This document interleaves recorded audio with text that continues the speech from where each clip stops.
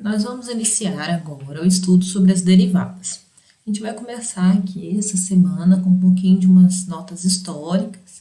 A gente vai ver a motivação para a definição de derivada e a gente vai ver aí as primeiras regras de derivação. Então, a derivada, ela surgiu por volta do século XVII.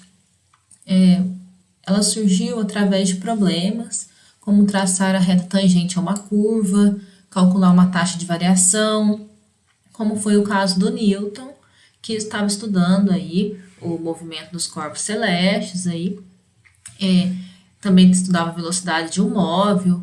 A derivada também está relacionada com taxa de decaimento de materiais radioativos, taxa de crescimento populacional, enfim.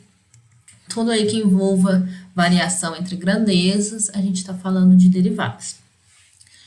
Essa questão das retas tangentes a uma curva, ela tem uma importância especial na história, porque aparentemente foi o que Newton pensou para poder estudar aí o movimento dos corpos celestes. Ele teve uma ideia simples, mas que através dessa ideia foi possível desenvolver toda a ideia aí do cálculo diferencial integral. Então, a ideia, estudando os movimentos dos planetas, foi traçar pequenas retas para descrever uma curva. Então, você tinha aí a órbita dos planetas em curva.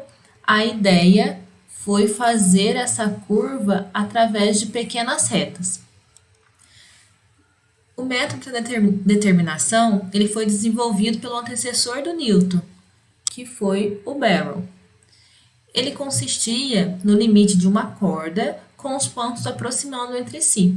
Então, a ideia dele é simplesmente fazer pequenos segmentos de reta cada vez menores para que esses segmentos cubram uma curva o melhor possível.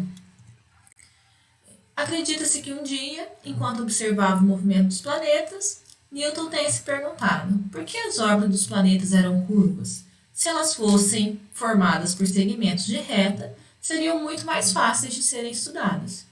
Por que não considerá-las como um conjunto de pequenas retas que aproximadamente representariam o movimento daquela curva? Então, aqui a gente está falando ainda dessa ideia de limite. A gente está fazendo pequenos segmentos de reta para descrever uma curva. Essa simples, porém genial ideia significou para Newton o começo de uma longa e frutífera produção científica, que englobou, entre outras coisas, as derivadas, as integrais e toda a base da mecânica clássica. Juntamente com Newton, aí na história do cálculo, a gente tem o Leibniz, que em 1672, que vivia em Paris, ele encontrou aí com alguns matemáticos, em especial Huygens, e com ele aprendeu muito e recebeu muitos conselhos aí que construíram um forte impulso para que viesse a desenvolver o seu cálculo diferencial integral. Então, a gente está falando aí de duas pessoas, do Newton e do Leibniz, que desenvolveram a mesma teoria. Eles são considerados hoje aí o pai do cálculo diferencial integral, os pais, né?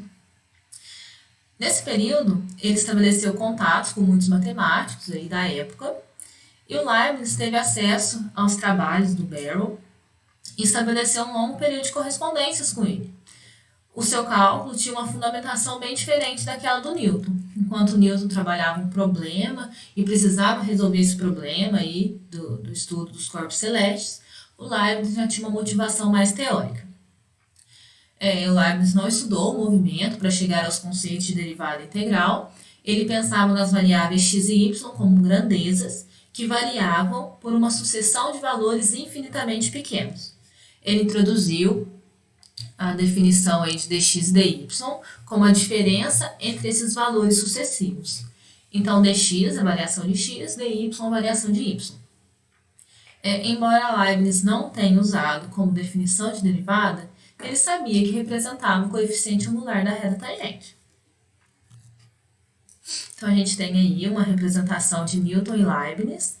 Os dois são tidos hoje como os criadores do cálculo diferencial integral. A gente vai fazer aqui uma motivação através da reta tangente para a definição de derivadas. Então, o que é uma reta tangente, né? Uma reta tangente, como está nesse primeiro gráfico, é uma reta que apenas encosta no gráfico da sua função. Então, eu tenho um ponto A aqui, olha. Eu tenho essa reta tangente em vermelho. Ela é tangente à curva F no ponto A.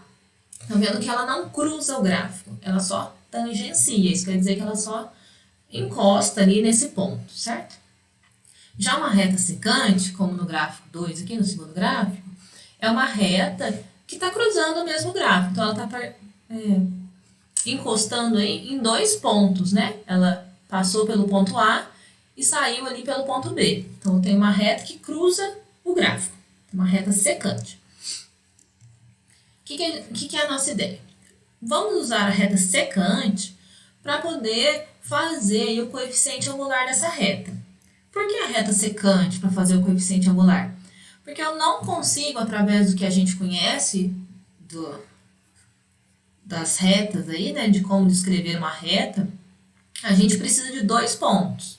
Na reta tangente, eu tenho um único ponto, né? Então, eu não consigo, a princípio, escrever a equação da reta tangente com um ponto só.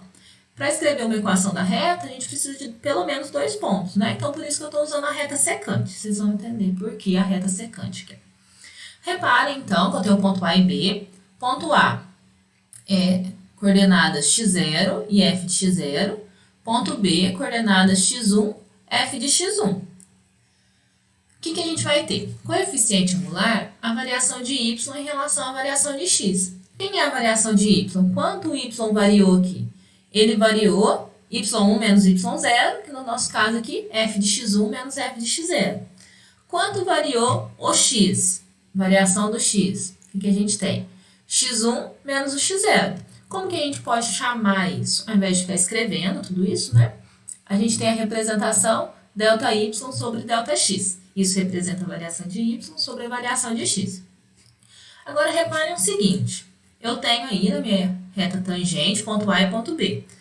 Se eu vou deslocando o ponto B e aproximando esse ponto do ponto A, olha, o que vai acontecendo? A minha reta secante, ela se aproxima da minha reta tangente, concorda? Vou voltar. Eu tenho a minha reta secante, ponto A e B. À medida que o ponto B se aproxima do ponto A, essa reta secante, ela vai se aproximando de uma reta tangente. Se eu conseguir fazer com que A e B estejam infinitamente próximos, essa reta secante, ela vai ser infinitamente próxima a uma reta tangente. Certo? Essa é a nossa ideia. Fazer essa aproximação muito próximo, ponto A e B, para que a reta secante seja muito próxima à reta tangente. Então, à medida que o ponto B tende ao ponto A, a nossa reta secante tende à nossa reta tangente. Por isso que a gente vai usar essa ideia de limite. Então, o que a gente vai fazer? A gente vai fazer o valor de x1 se aproximar de x0. Consequentemente, a gente vai ter que o y também vai se aproximar de y0. Né? À medida que o x se aproxima, o y também vai se aproximando do ponto A. Então, qual seria o coeficiente angular dessa reta secante? Coeficiente angular, a gente acabou de ver, y menos y0 dividido por x menos x0. Como a gente está fazendo essa aproximação, qual que vai ser, então, o coeficiente angular da reta tangente? O coeficiente angular da reta tangente, basta que a gente aplique o limite. Então, à medida que o nosso valor de x se aproxima de x0, a gente vai ter que a nossa reta secante está se aproximando da nossa reta tangente. Consequentemente, o limite quando x tende a x0 de y menos y0 sobre x menos x0 representa o coeficiente angular da reta tangente. Então, o coeficiente angular da reta tangente é dado através desse limite. Então, como que a gente pode escrever isso? Existem várias maneiras, né, de fazer essa denominação. Como a gente acabou de escrever, y menos y0 sobre x menos x0, com o limite tendendo a x0. A gente também pode escrever em relação à função f, né? Ao invés de escrever y e y0, posso escrever f de x menos f de x0. Quer dizer a mesma coisa, só uma escrita diferente. Além disso, a gente também pode usar outros métodos aí de escrita que querem dizer a mesma coisa. Então, o que eu tenho? Eu estou chamando de ΔX essa variação entre o valor de x aqui, ó. Então, ΔX representa a variação de x. Então, ao invés de escrever f de x1, posso escrever f de x0 mais ΔX, que foi o que variou, tá vendo? Nosso ponto B aqui, tem coordenada x0 mais delta x. Então, consequentemente, a coordenada em y, f de x0 mais delta x. Então, f de x0. E aí, a diferença é que a gente está dividindo aqui por delta x, né? É a mesma divisão, x menos x0, mas eu estou representando com delta x. E aí, nosso limite, delta x tendendo a zero. O que isso quer dizer? Quer dizer que a variação do x está ficando aproximadamente nula, né? Praticamente não existe essa variação, né? Um x está tendendo ao outro. A distância ali sendo igual a zero, né? Tendendo a zero. E ao invés de usar o Δx, também é muito comum usar o h para essa variação de x. Então, a mesma ideia anterior, mas a gente também pode escrever usando o h. Então, f de x mais h menos f de x0 sobre h, onde o limite aqui de h tendendo a zero. Então, a gente pode fazer qualquer uma dessas notações, tá? Todas elas representam o coeficiente angular aí da reta tangente, que vai ser para nós a derivada. Através da taxa de variação, podemos encontrar a equação da reta tangente ao gráfico. Então, o que é a equação da reta? Y menos y0 igual a m que multiplica x menos x0. Quem que vai ser o nosso m agora? O limite, quando x tende a x0, de f de x menos f de x0 sobre x menos x0. A gente acabou de ver que esse limite é o coeficiente angular da reta tangente. Então, toda vez que a gente for calcular a reta tangente, a gente precisa saber o valor para esse limite para colocar aí no nosso coeficiente angular. Por exemplo, vamos encontrar a equação da reta tangente ao gráfico da função f de x igual a x² menos 4x mais 3 no ponto 1 e 0. Primeira coisa que a gente vai fazer, calcular o coeficiente angular da reta tangente. Quem que é o coeficiente angular da reta tangente? É o limite de x tendendo a x0, da f de x menos f de x0 sobre x menos x0, certo? Então, vamos substituir, né? Que eu sei quem é minha f de x. Minha f de x é x² menos 4x mais 3. Então, no lugar do f de x, coloquei a minha função, representa f de x. Quem é f de x0? F de x0 é o valor ali correspondente a y no ponto escolhido. Porque para cada ponto do nosso gráfico, a gente vai ter uma reta tangente, certo? Então, no ponto x0, quem que é o nosso ponto x0? A gente tem aqui, olha, o ponto P, 1 e 0. Primeira coordenada de x, segunda coordenada de y. Consequentemente, o f de x0 vale 0. Já substituí aqui, tá vendo? Sobre x menos x0. Então, x, mantive. Quem é o nosso x0? É o valor de x no ponto dado. Quem que é o nosso ponto dado? É o ponto P, 1 e 0. O valor de x é 1. Então, substituir ele também.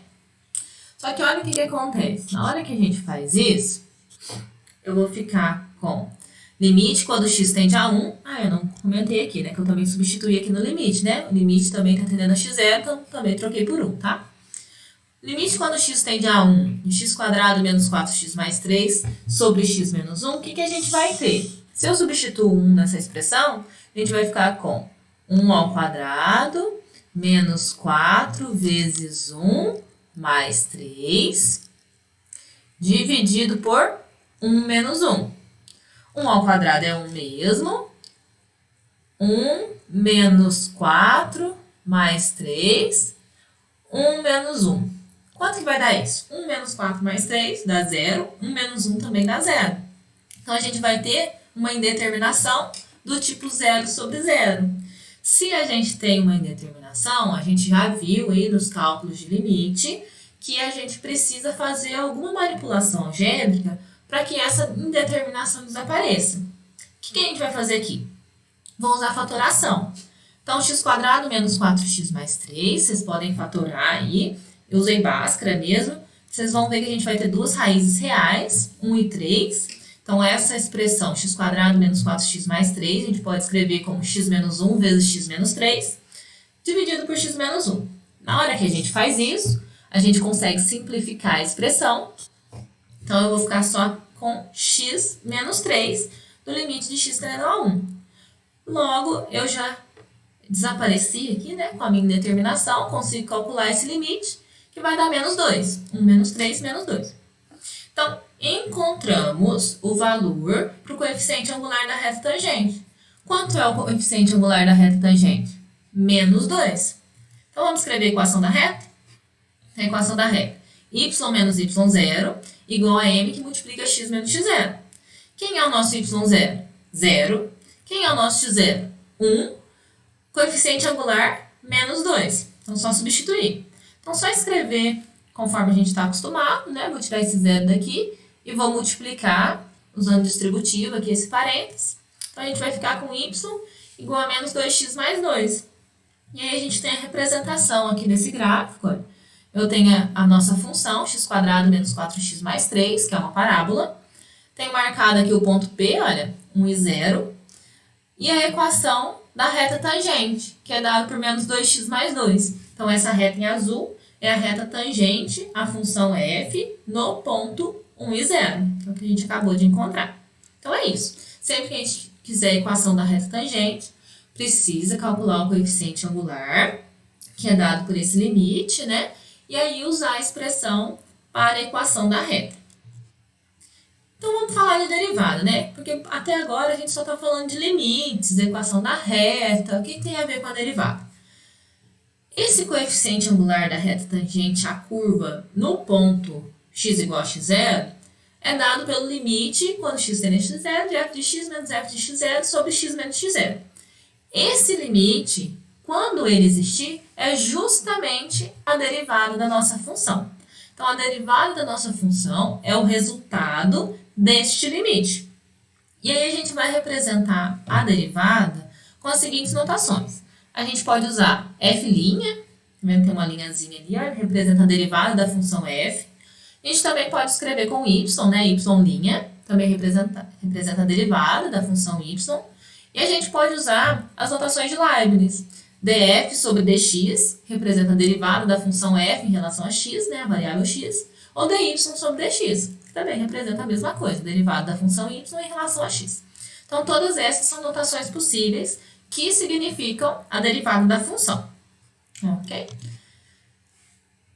Vamos fazer agora uma pausa para a gente contemplar a derivada. Todas aquelas páginas que fizemos sobre o limite foram uma introdução a essa ideia-chave. O simples ato de coroar o f com uma pequena marquinha ou linha. Então, tudo que a gente viu de limite ajudou a gente aqui a fazer essa definição de derivada. A derivada de uma função qualquer aí, se f for uma função e x é um ponto qualquer no seu domínio, a derivada dessa função é escrita como f'. É uma função definida através do limite, quando h tende a zero, de f de x mais h menos f de x sobre h, para cada x onde esse limite existe.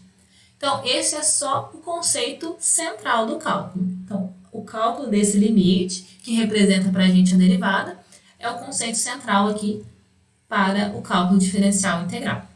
E para que a derivada é usada? Existem muitas aplicações da derivada em diversas áreas. Ela é usada para minimização do consumo de materiais, maximização do lucro em função das despesas, maximização da área em função do seu perímetro, otimização do tempo na produção industrial, e a gente vai ver outros exemplos ao longo do curso. Por exemplo, aqui, vou dar alguns exemplos desses que foram falados aí. Suponha que um fluido escoa para dentro ou para fora de um tanque de armazenagem. Se V de T é o volume em litros presente no tanque no instante T, que é dado em minutos, então a derivada aí desse volume, que é dado pelo limite quando H tende a zero, de V de T mais H menos V de T sobre H, representa a vazão instantânea medida em litros por minuto. Então, a variação do volume é dado pela derivada. O que representa a variação desse volume? Representa a vazão do líquido. Então, a variação do volume é a nossa vazão.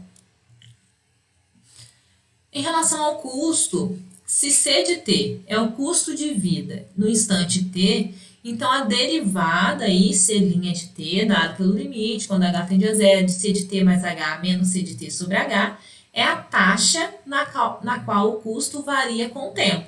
Então, a variação do custo representa para a gente a taxa de variação aí em relação ao tempo.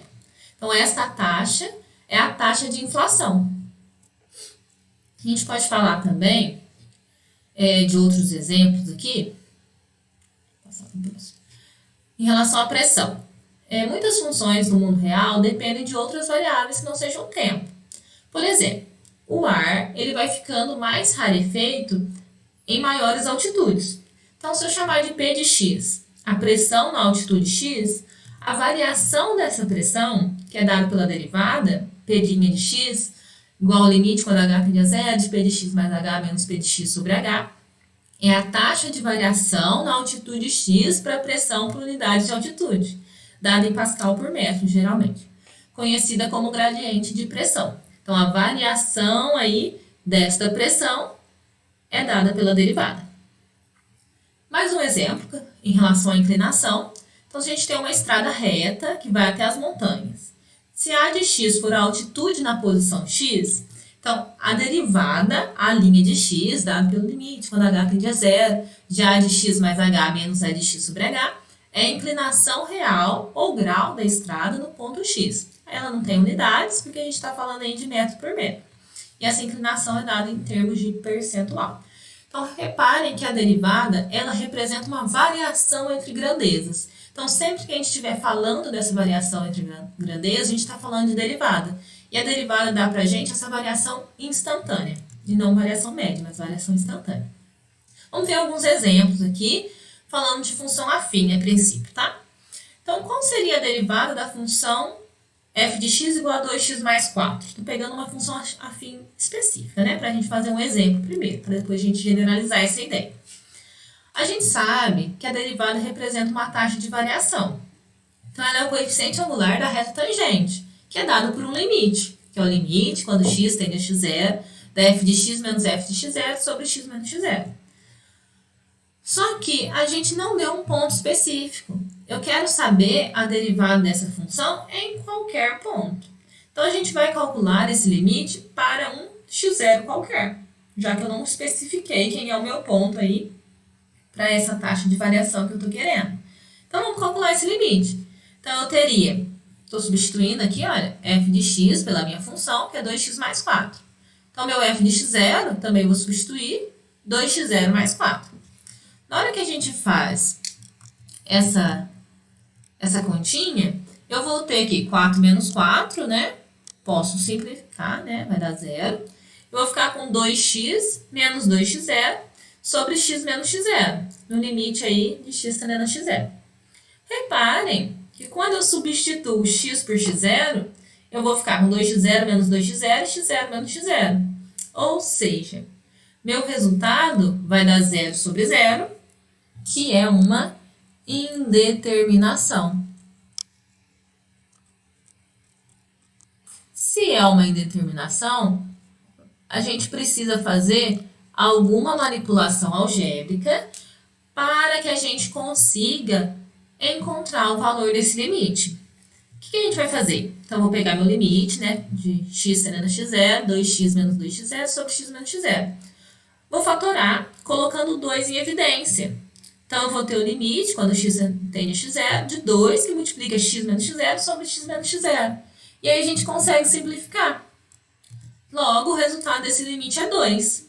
Se o resultado desse limite é 2, isso quer dizer que a nossa derivada para essa função, 2x mais 4, é igual a 2. Então, a derivada da função deu 2. Ótimo. Encontramos a derivada para uma função afim específica. Vamos tentar fazer isso para uma função afim qualquer? Então, a gente sabe que uma função afim é dada por f de x igual a mx mais b. Aí a nossa função geral aí, né? Vamos fazer a mesma coisa. Vou calcular o valor do limite para um ponto qualquer. Eu quero saber qual é a derivada dessa função em qualquer ponto aí do meu domínio. Então, para um x0 qualquer, certo? Vou pegar meu f de x igual a mx mais b para calcular esse limite. Então, vamos lá. Limite quando x tende a x0 de f de x menos f de x0 sobre x menos x0. O que a gente vai fazer? A mesma coisa que a gente acabou de fazer para um exemplo específico. Vamos substituir. Então, no lugar do f de x, coloquei a minha expressão aí para a função mx mais b. No lugar do f de x0, mx0 mais b. Fiz a continha, né? Então ficou b menos b, que deu 0, já nem escrevi. Então ficou mx0, mx menos mx0 sobre x menos x0. Na hora que a gente tenta substituir para calcular o limite, a gente vai ter uma indeterminação do tipo 0 sobre 0. Se a gente tem uma indeterminação, precisamos usar alguma manipulação algébrica para calcular esse limite. Então, vou fazer a mesma coisa, vou usar fator comum na nossa expressão. E aí a gente vai ficar com limite, quando x tende a x0, de m, que multiplica x menos x0 sobre x menos x0. A gente consegue simplificar essa expressão. E aí, quando a gente simplifica, a gente vê que o nosso resultado é igual a m. Ou seja, a gente pegou uma função afim qualquer, do tipo f de x igual a mx mais b, calculou aí o limite quando x tende a x0 de f de x menos f de x0 sobre x menos x0. Encontramos uma indeterminação, isso geralmente vai acontecer no cálculo de derivadas, tá? E vimos que para qualquer função afim, a derivada dessa função é igual a m. Então, a derivada da função afim é igual ao nosso coeficiente angular, que a gente já sabia que era m, né? Quando a gente estudou aí a nossa função afim. Então, com o gráfico da função afim é uma reta, a inclinação é a mesma para todos os pontos. Logo, faz sentido que a derivada seja constante e igual a m. Então, como a função afim é dada por uma reta, independente do ponto que a gente escolha aí da nossa função, a equação da reta tangente é igual. Ela tem o mesmo coeficiente angular. E é isso que representa esse valor de m, né? Já que ele é uma constante. Vamos fazer mais um caso, que é a derivada da função constante. Qual seria, então, a derivada de uma função do tipo f de x igual a b? A mesma ideia que a gente está fazendo anteriormente, né? Como a gente não sabe qual é o ponto ali, a gente não especificou um ponto para o cálculo dessa derivada, a gente vai calcular o limite para um f de x0 qualquer. Então, a gente não vai deixar específico esse ponto, porque eu quero saber a derivada dessa função em qualquer ponto, tá? Então, a gente vai calcular o limite quando x tende a x0 de f de x menos f de x0 sobre x menos x0. Ok? Vamos fazer esse cálculo.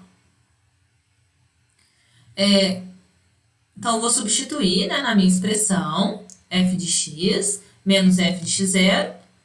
Vou substituir aqui, minha função é b, né, uma função constante. F de x0 também é igual a b, já que para qualquer valor de x, a gente tem f de x0 igual a b. Então, eu fiquei com b menos b. B menos b dá 0.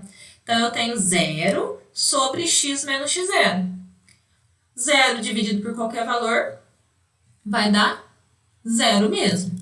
Então, reparem que aqui, olha, eu já consigo fazer direto, né? Sem cair numa indeterminação. Ou seja, a derivada da função constante, qualquer que seja essa constante, sempre vai dar 0. Isso que a gente acabou de dizer. Então, vamos lá. Se eu tenho uma função constante, a derivada é 0, isso significa que não tem inclinação nossa reta tangente. Significa que a nossa reta tangente é uma reta horizontal. Se não tem inclinação, é porque é uma reta horizontal. Vamos ver alguns exemplos. Vejam só. Se eu tenho a função f de x igual a 5x mais 7, qual é a derivada dessa função? 5. Por quê? Porque eu tenho uma função afim. Eu sei que a derivada da função afim é igual ao valor de m, que no caso aqui é 5. Eu não preciso ficar calculando o limite todas as vezes, já que eu sei ali o resultado desse limite. A gente não acabou de ver isso? Então, a gente vai usar isso como regra, que a derivada da função afim é igual ao valor de m. Então, se eu tenho ali menos 3x mais 4, eu sei que o valor de m é menos 3. Consequentemente, a derivada também vai dar menos 3.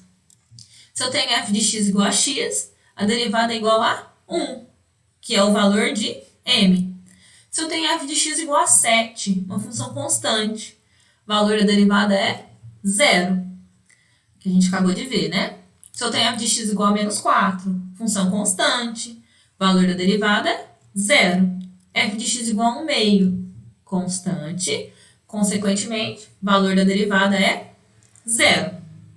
Então, a gente pode usar as regras de derivação para dar aí as nossas respostas. A gente não vai precisar ficar calculando o limite todas as vezes, já que a gente sabe qual vai ser o resultado desse limite. A gente vai ver agora mais uma regrinha de derivação, que é a regra de derivadas para potências.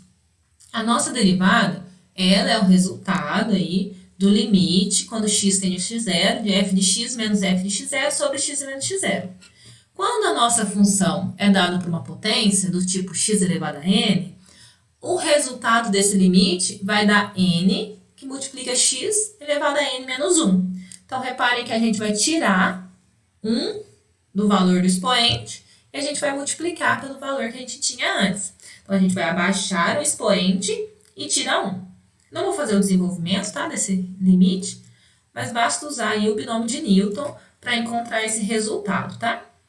Mas então a gente vai baixa o expoente e tira 1, ok? Então, vamos calcular a derivada da função f de x igual a x elevado a 4? O que a gente vai fazer? Ó, não estava elevado a 4 o valor de n? Vai abaixar esse expoente e tira 1. Então, 4 menos 1 vai ficar 4x ao cubo. Pronto. Resultado aí da nossa derivada, 4x ao cubo. Se eu tenho a função f de x igual a x elevado a menos 2, só tomar cuidado com os sinais, tá? Mas é a mesma regra. Abaixa o expoente, que é menos 2, e tira 1. Então, menos 2 com menos 1 vai dar menos 3.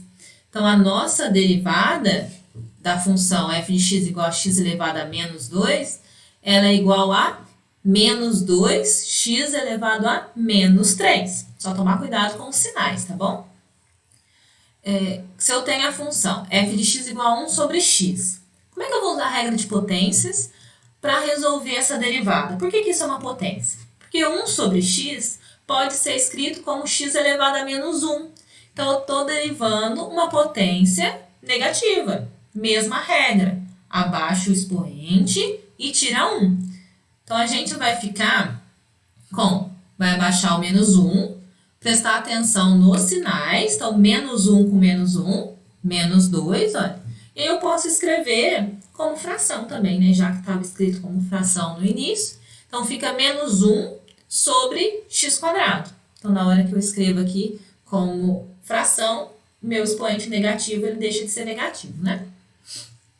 Se eu tenho f de x igual a raiz de x, como é que eu vou usar a regra de potência se eu quero encontrar a derivada dessa função? Por que isso é uma potência?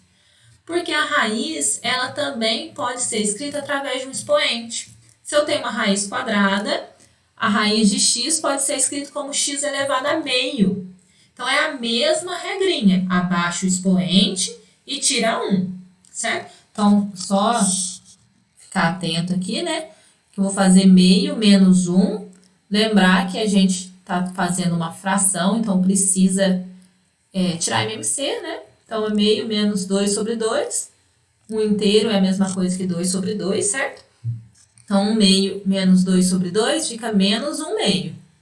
Ok? Então, eu tenho, baixei o expoente, tirei 1. Resultado de meio menos 1, menos 1 meio. Isso que a gente fez ali, tá? Então, a regra de potências, ela pode ser usada para potências comuns, potências negativas, potências fracionárias.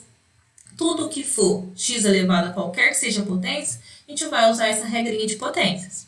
E aqui eu fiz a mesma coisa, tá? Eu escrevi em forma de fração e voltei para a raiz, porque é assim que estava escrito no início. Então, ficou 1 sobre 2 sobre a raiz de x aqui ainda, tá? Como eu tinha elevado a menos meio, então ficou a raiz no denominador. Aí a gente tem algumas propriedades. Vou falar aqui da soma entre as derivadas, que é a derivada da soma. Isso vale para a diferença também.